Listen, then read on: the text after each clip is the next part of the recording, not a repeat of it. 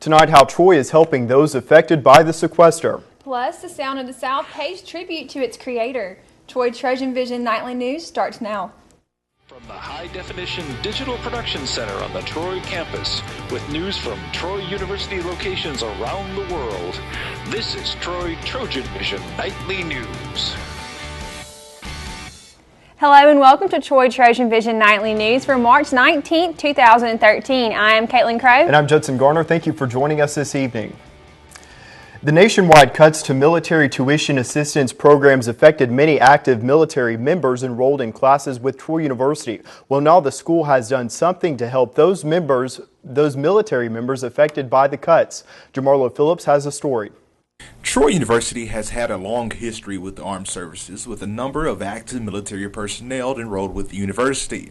Troy is responding to the recent announcement that some of the branches of the armed services will be suspending military tuition assistance. Tuition assistance for our active duty men and women have been cut by the services except for the Navy. The Army was first, and the Air Force, the Coast Guard, the Marines, and the Navy still hadn't done anything. But what it does is it takes away a recruiting incentive that was paying for their college courses. Troy is helping out by offering a $250 scholarship to active duty, reserve, and National Guard students who would otherwise be eligible for tuition assistance. What Troy has done to lighten the burden on those students is to give a scholarship to set aside some of that debt problem they would have. Barron says Troy University will do its best in taking care of military students. Troy University takes care of the military. We have a long history with the military, over 5 decades of history with military service. However, this problem was not created by Troy University. It was created by the current administration. But we're trying to take care of the students that we have in the best way we can. Jamarlo Phillips, Troy, TrojanVision News. The scholarships are available to both full-time and part-time undergraduate students through the final term of the 2013-2014 academic year and apply to both in-classroom and online courses. And Troy University Student Government Association is looking for new members of the Student Senate. Anyone interested in being a part of the SGA Senate will need to turn in an application by the end of the week. There are 20 at-large seats as well as 2 seats for every college. Any Troy University student is eligible to run for a spot on the Senate. SGA Clerk Matthew Hall says it is a good way for students to get involved with the SGA.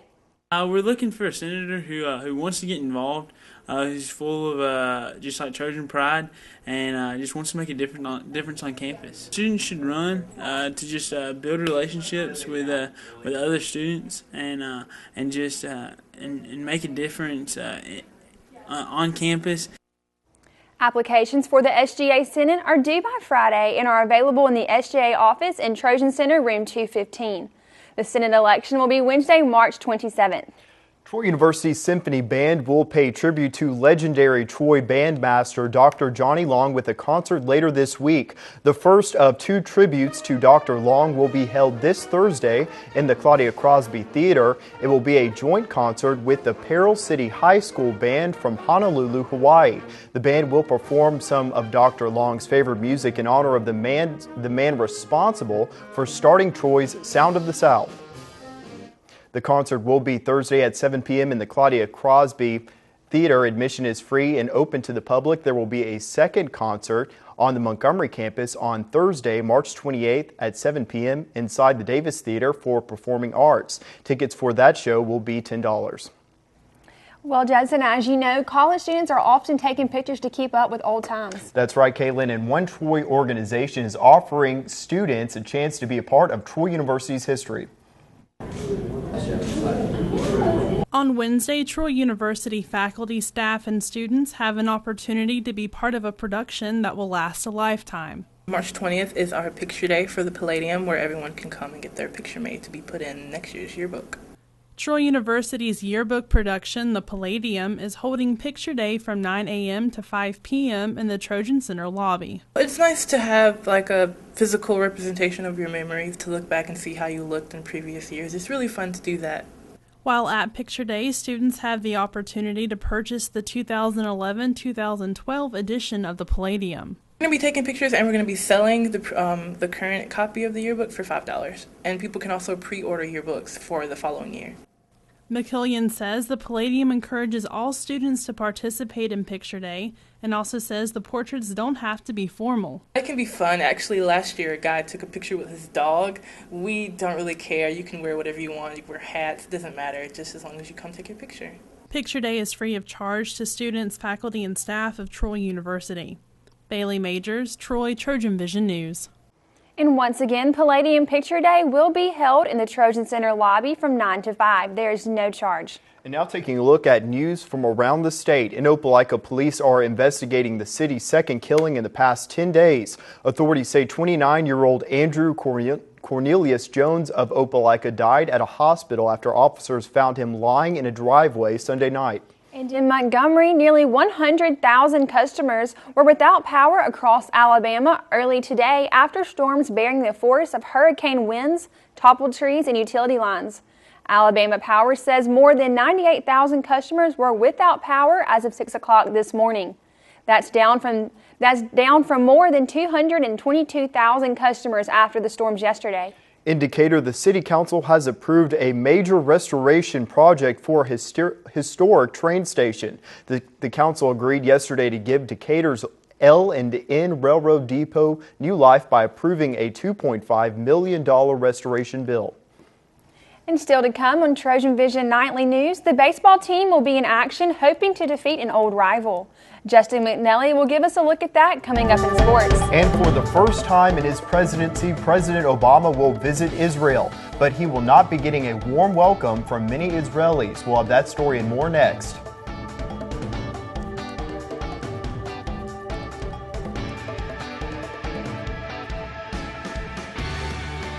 Prepares for President Obama's first trip as Commander-in-Chief. I'm Danielle Nottingham in Tel Aviv. I'll have the story coming up.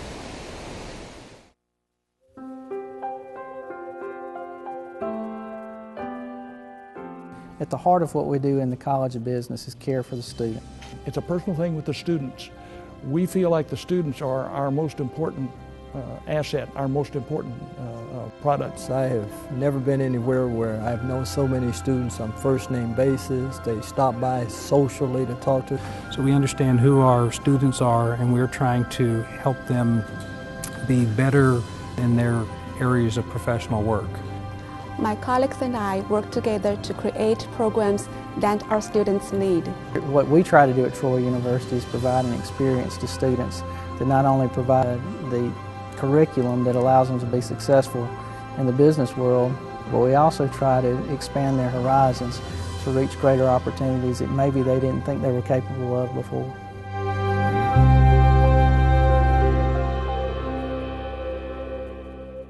From the high-definition digital production studios of Troy University, you're watching the award-winning Troy TrojanVision Nightly News. And now for a look at what's happening across the nation and around the world, we'll go to Caitlin Crow at the Global News Desk. Caitlin. Well, Pope Francis celebrated his installation mass this morning at the Vatican. 150 cardinals, world leaders, and thousands of Catholics packed St. Peter's Square for the ceremony. Randall Pinkston has the latest details from Vatican City. Pope Francis rode around St. Peter's Square in an open-top Jeep for almost an hour before his installation mass began. He stopped to kiss babies and ordered the Pope-mobile to pull over so he could get out to greet and bless a man who couldn't walk. What followed was a solemn ceremony. The Pope prayed at the tomb of St. Peter, later receiving a scarf made from lamb's wool, symbolizing Francis's connection to Peter, the first shepherd of the Catholic Church. The Pope also received his official ring. Except for VIPs who had seats, it was standing room only for everyone else, as thousands jammed St. Peter's Square and surrounding streets, most of them watching the Pope's inaugural Mass on big screen TVs.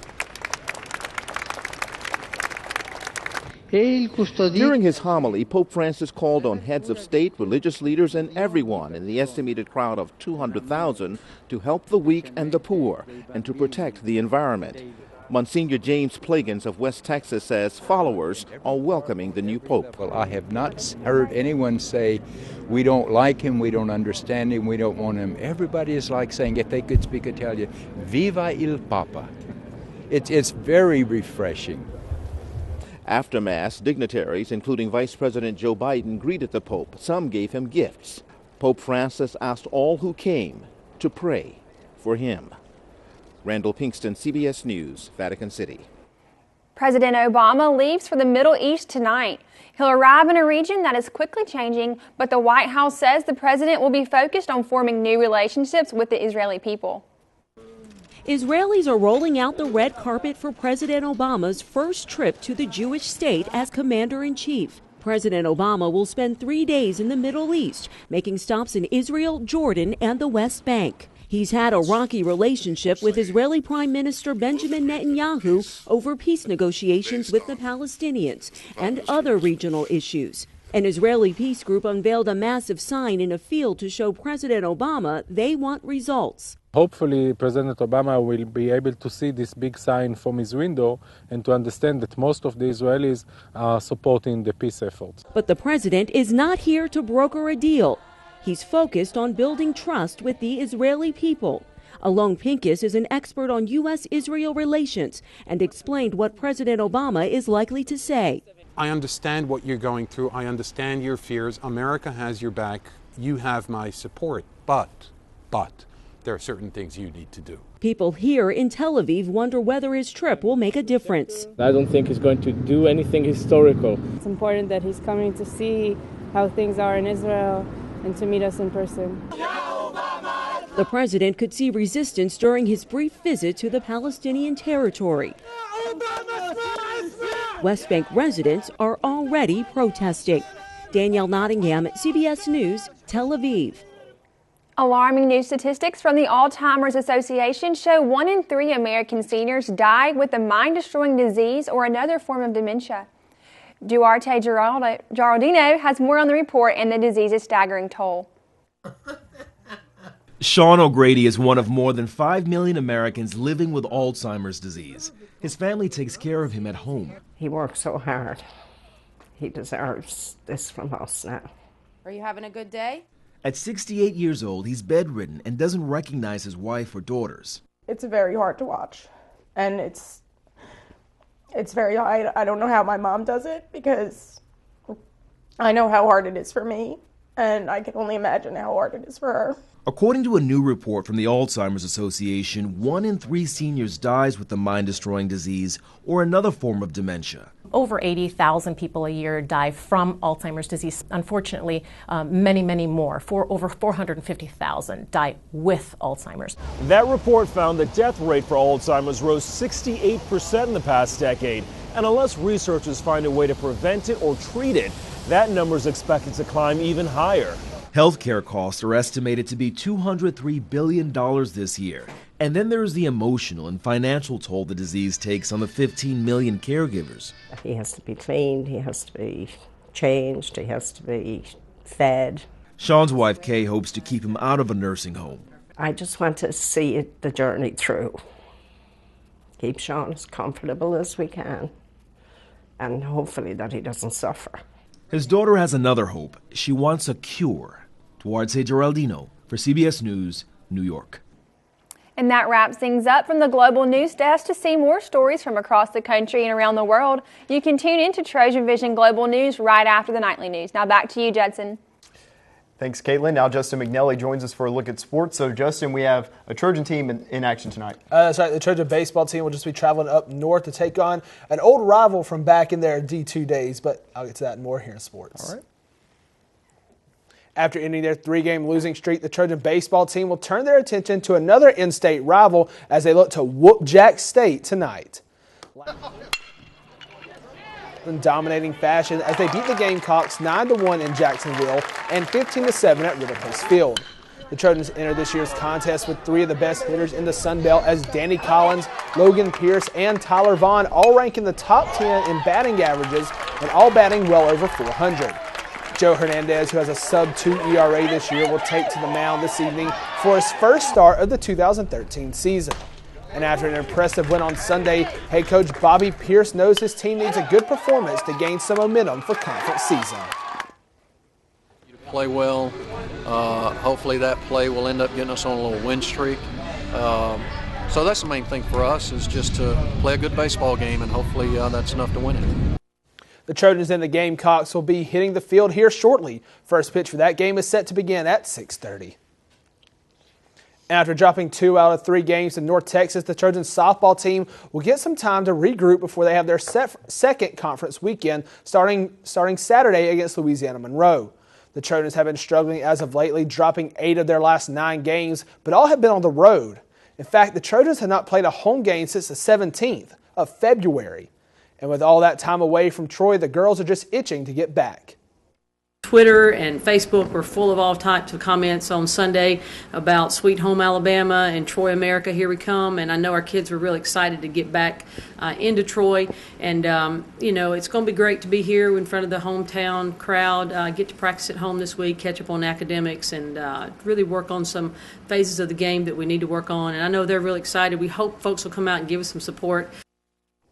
And if you would like to give them the support that Coach Davis is hoping for, you can come to the Trojans softball complex on Saturday, as the Trojans and the Warhawks will take to the field at 1 o'clock. And the Trojan track and field team competed at the Shamrock Invitational this past weekend, and judging by the results, the Trojans put up some impressive numbers. Nico Freeman led the Trojans and everyone else in this competition on Saturday as he won the 100-meter dash with a time of 10.42 seconds. The Trojan women's relay team took home 4th place in the 4x100 relay with a time of 46.75 seconds. And head coach Jill Lancaster was impressed with her team's performance. The other athletes trained while we got down there, and they started competition right away. And obviously they kicked things off. They're very young, if you talk about training age for a HEP and a deck. And they did a great job, a lot of PRs, and obviously a lot of things that we can work on, which is exciting. And so we felt like in 47-degree weather with, 30-mile-an-hour wind, they had a great meet. The Trojans will not have to be in the cold weather for their next tournament, as they will be up in Tuscaloosa this weekend for the Alabama Relays beginning on Friday. And the Trojan men's golf team competed in the Seminole Intercollegiate this past weekend, but did not get the performance they had hoped for. The Trojans finished the tournament in 9th place out of the 11 teams. But 3 of the Trojans finished the tournament tied for 17th place overall, as Philip Brennan, Tolliver Dozier, and Jake Tucker all finished the 3-day event at an even par. Florida State went on to take their own tournament title with a 6-stroke victory over Mississippi State. The Trojans will be back in action on March 22nd, as they will be a part of the Furman Intercollegiate. So Judson, Caitlin, baseball team in action tonight. Hopefully they can pick up a win, keep this win streak going against Jacksonville State, because back in the day, Whoop Jack State was a big thing here at Troy. Mm-hmm. And for any of the sport fans out there, it may not be Troy related, but March Madness does kick off tonight with the play-in games for the teams. Yep. Good luck to the team tonight. Hope they have a safe travel back. That's right. Thanks all a right, lot, Justin. And still to come on TrojanVision Nightly News, find out how you can save some money with the Trojan Go Card. Plus, we have seen sunny skies today with warm temperatures, but will that last through the rest of the week, Bree? We have been experiencing those spring-like temperatures lately, but it doesn't look like they'll be here to stay. I'll have more coming up next in weather. Hi, I'm Mia Hamm. As a professional soccer player, I know how rewarding sports can be. Quickly, injuries happen. So I've teamed up with the American Association of Orthodontists to ask athletes to play it safe. With my years of training, I know what it takes to become an expert, and orthodontists do too. They're the experts who help people obtain healthy, beautiful smiles. Wear mouthguards, face masks, and helmets to prevent injuries. Keep smiling and visit braces.org. Up, college is hard. Down, those books are heavy. My sport is football, but my passion is education. Right up here. So every year I take promising high schoolers on a college tour Lights there, darks there. to show them that higher education means a brighter future. My name is Nnamdi Asamoah. I don't just wear the shirt, I live it. Find out how you can live United for education. Give, advocate, volunteer. Go to liveunited.org. Do you wear this? From the high-definition digital production studios of Troy University, you're watching the award-winning TrojanVision Nightly News. And now Bree Sanders joins us for a look at weather. So, Bree, you know, we're just coming back from spring break. I know a lot of us are hoping to start tearing out our spring and summer clothes. Can we do that, or do we still need to keep some of our fall and winter jackets still in store? Well, we still do have these warm temperatures lingering around, but we may have a little bit of rain and maybe some cooler temperatures as we head towards the rest of the week. So maybe keep a few light jackets on hand with you. It wouldn't hurt. I'll get more into that in just a moment, though. First, let's take a look at our campus snapshot. Right now on campus, we see that it's a gorgeous day outside. The sun shining right there over Bibb Graves and the main quad. So if you're out and about, you can definitely stay out and enjoy the view for now. Looking at our stats for today, we had a high today of 73, a low of 53, about 0.58 inches of rain in the past 24 hours. The sun rises at 6:49 a.m. and it should set at 6:55 p.m. Temperatures around the state overall, we have a few warm temperatures right now. Mobile coming in at 65, Huntsville at 55, Birmingham at 61, Montgomery at 65, right here in Troy at 68, as well as Phoenix City at 68, and Dothan at 66.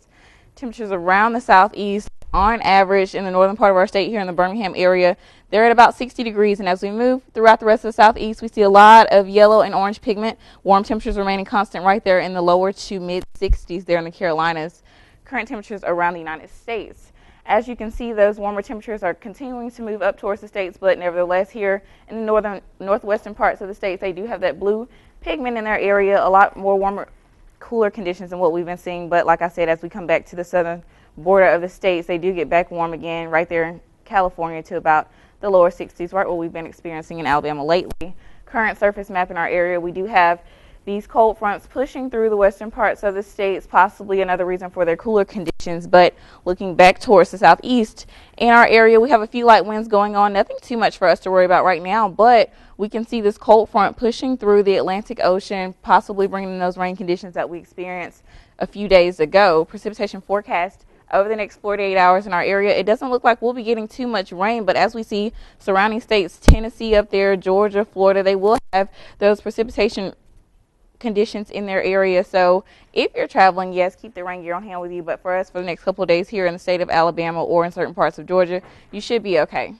As we move into Wednesday, like I said, we shouldn't be experiencing too much rain in our area, but on Thursday, still clear. We do have these rain conditions forming, however, possibly pushing towards our way on Friday, covering the southeast as a whole, possibly about an inch or so of rain. So definitely keep that light jacket and umbrella on hand with you to stay out of those rain conditions. And on Saturday, the rain continues to stay in our area, even gets a little bit heavier towards the southern part of our state. For tonight's forecast, we have mostly cloudy skies in our area, late sprinkles possible, winds coming in from the north-northeast at 7 miles per hour with a low of 45. So tonight will be a little bit cooler than last night. We may have a little bit of rain, not too much, however. So just keep that jacket on hand or an umbrella and you should be fine. You don't have to worry about too much rain in your area. It should be pretty dry out there for you to be driving around on the roads. But for tomorrow's forecast, we still have mostly cloudy skies in our area. A few sprinkles early in the morning, about a 10% chance of rain. Light winds coming in from the north from 10 to 15 miles per hour with a high of 68. So today that high got right there to about 68. And tomorrow it'll be right at 68. Very warm tomorrow, but we won't have to worry about those sunny skies. It will be mostly cloudy tomorrow in our area. Moving into our 4-day forecast, like I said, tomorrow that high gets to about 68 with a low of 35. On Thursday, we have partly cloudy skies. That high drops, however, to about 62 degrees. That low gets to 41. On Friday, that high remains at 62 degrees. We have a 40% chance of showers in our area with a low of 52. And on Saturday, the high gets back up to about 67 degrees with about a 60% chance of rain and scattered showers and thunderstorms in our area. So, Caitlin, for all those people coming back from spring break wondering if they can keep their spring clothes out in their swimsuits, maybe for the next few days. And the temperatures will stay warm as we head throughout the rest of this month, but we will have those rain conditions heading in throughout the rest of the week, or at least for Thursday and Friday going into the weekend. So definitely keep that rain gear on hand with you. So, Judson, if you know people out and about, make sure you tell them it's going to be raining. You know, you can keep your swimsuit on when it's raining, so you're already wet. I mean, why not? That is true. That is true. Yeah, so that's a good idea. Thanks, Aubrey. You're welcome.